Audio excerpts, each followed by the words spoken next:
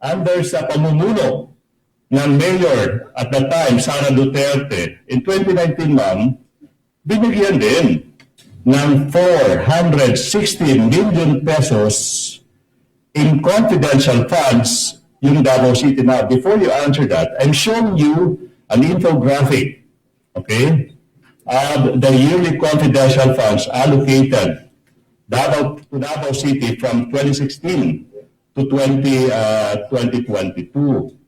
Now, ito yung tanong now.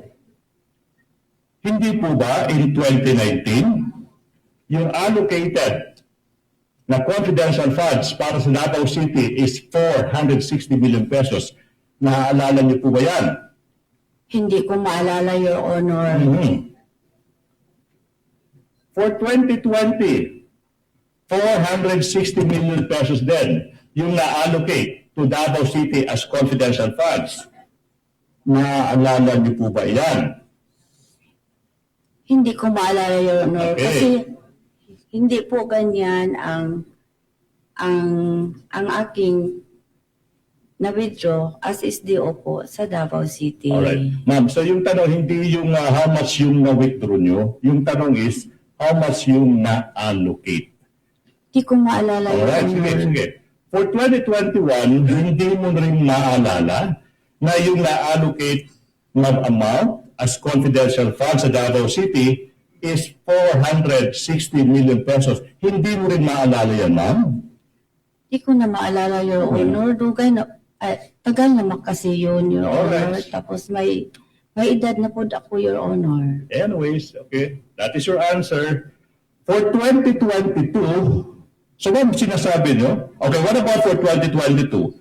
Before you transfer to the OVP, okay, yung Davao City na bigyan din ng 460 million pesos in confidential funds, 2022, hindi nyo rin maalala yan. Hindi ko maalala, Yes, Your ma'am. Honor, kung ilan ay mauba na o yan ba ang confidential fund, Your Honor. Is it because, sabi mo, sa edad nyo, hindi nyo na maalala, ma'am? Di po ba?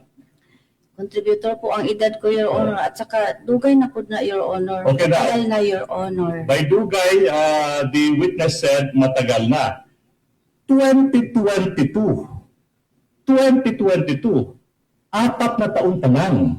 Yung nalipas. No, I'm not yet done. I'm not yet done. Counsel, let the council finish.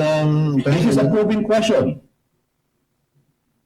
And you are telling this public, ma'am, hindi niyo na maalala yung amount na binigay sa OVP na nangyari lang 4 na taon pa lang.